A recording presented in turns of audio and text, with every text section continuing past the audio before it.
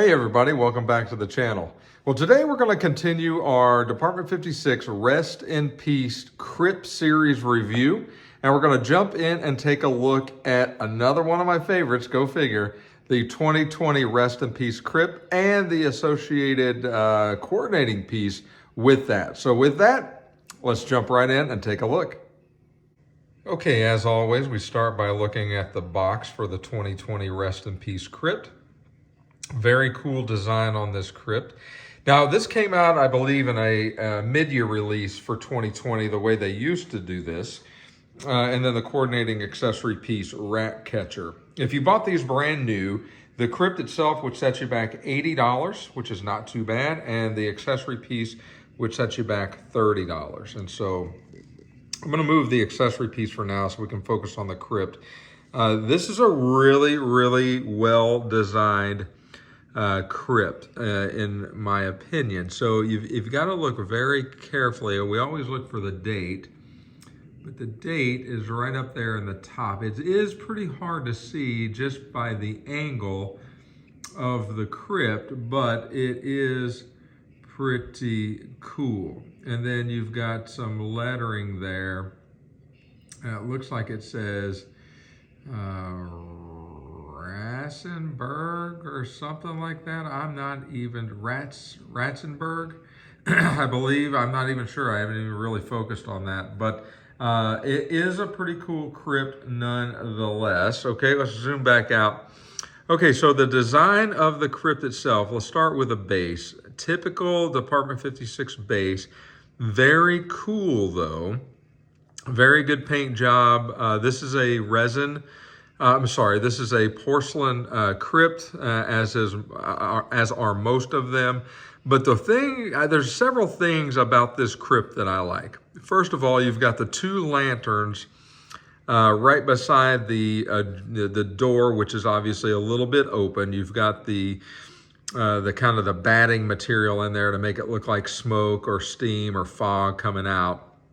And then obviously Ratzenberg is probably the last name, but it's sort of it's fitting for the rats, because if you look at the front, you've got two jack-o'-lanterns. You've got a rat off to the right. You've got a rat coming out the door, and then you've got a rat over here kind of crawling up the side of the crypt, or at least sniffing around up in that side. And then the cool thing is it's got this opening in the top of the crypt, which obviously helps to illuminate, with a light illuminating out of that with a typical orange and purple. It just looks really, really cool. The brickwork is really well done. The door and the hinges are really well done. The paint job is immaculate on this piece. And then the little spires that come up obviously look old and worn, and the paint, I mean, look at the detail on that. That is pretty cool. And you can see the detail kind of in and around the rest of the paint job there, which is pretty impressive. And then obviously you've got the little rats in and out of the doors and sniffing around the crypt. And that's on the front side. So let's zoom back out and take a look at the top of this crypt. And again, very, very well done. You can see the paint.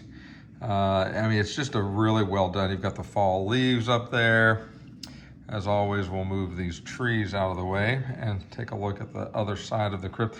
Let's start on this side with the tree.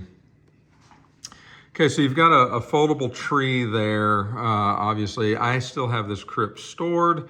It is not in my display this year, although I do like it. I gotta be very choosy and picky and choosy when I can only display 6 in the cemetery, and may need to make a bigger one, but let's talk about that on another day.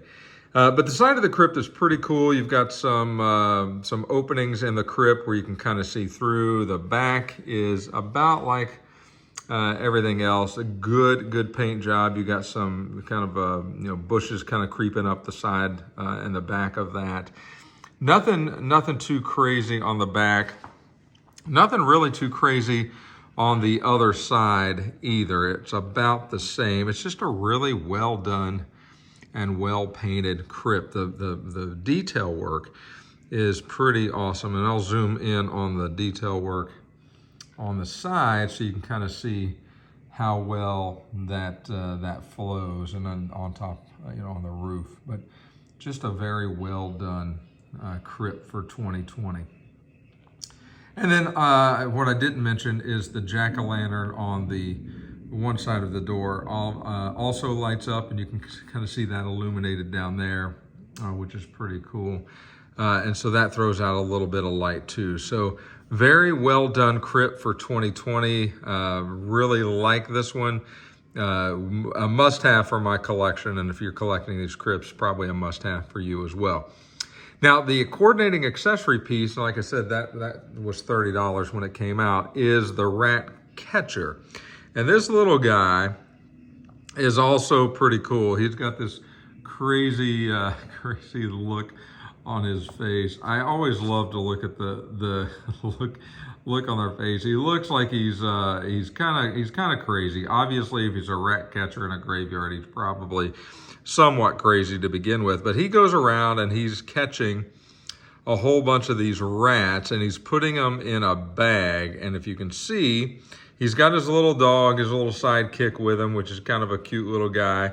You've got a rat kind of coming out of the front of the cart. You've got a rat coming out of the front of the bag. And then you've got a couple of tails that are sticking up out of the bag itself. And this guy is totally 100% resin. I love the resin accessories. For me, I think I just like them better than the porcelain or the ceramic, for my taste anyway. But you can see his hair is really well detailed. His clothes, suspenders, the buttons on his belt and suspenders, and then obviously he's got a little stripe down his leg, and wearing those big galosh type boots. And then the grass and everything is just really well done in the fall leaves. So, and carrying a little or pushing a little wheelbarrow there. So very, very well done. I obviously he coordinates really well with these pieces.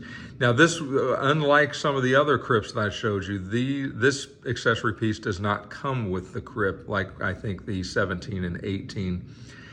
And I think even 19 did. The 2020, you had to start buying the separate accessories, and that's true of 20, 21, and 22. So anyway, there you have it. That is a closer look at the Department 56 Rest in Peace 2020 Crypt and the coordinating accessory for 2020 called Rat Catcher. Okay, well, hopefully that gives you a better and more detailed look at the 2020 Rest in Peace Crypt. Again, one of my favorites. You've heard me say it 100 times. You'll probably hear me say it 100 more. I just love the Department 56 Crypts. I hope they keep doing this, these builds, this kind of a lineup forever. I will continue to purchase them, even if I don't have a place to display them, which is what I'm kind of fronted with now. I still like to have them in my collection. I like to break them out every once in a while and just look at them, and they're very, very cool. And again, the coordinating pieces are, for me, a must-have because they coordinate so well with a piece. Obviously, they were made to go with it.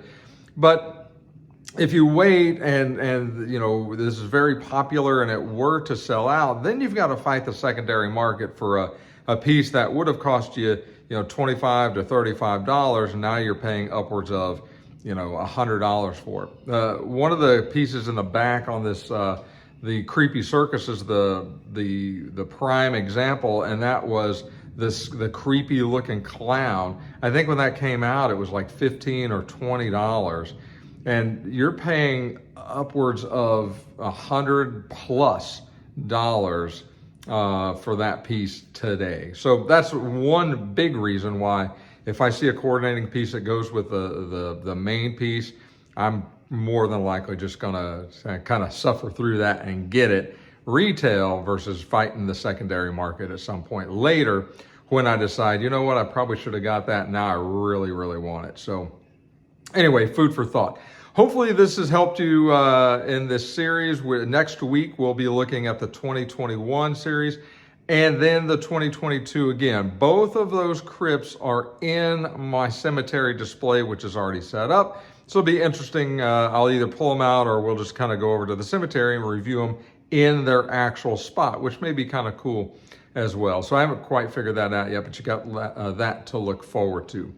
Likewise, if you've liked this video, you like this series, make sure you give the video a thumbs up. And if you haven't subscribed to the channel, please consider doing so. The channel's continuing to grow. I'm still completely humbled. I love doing these videos for you guys, love teaching and instructing, and hopefully it's making a difference.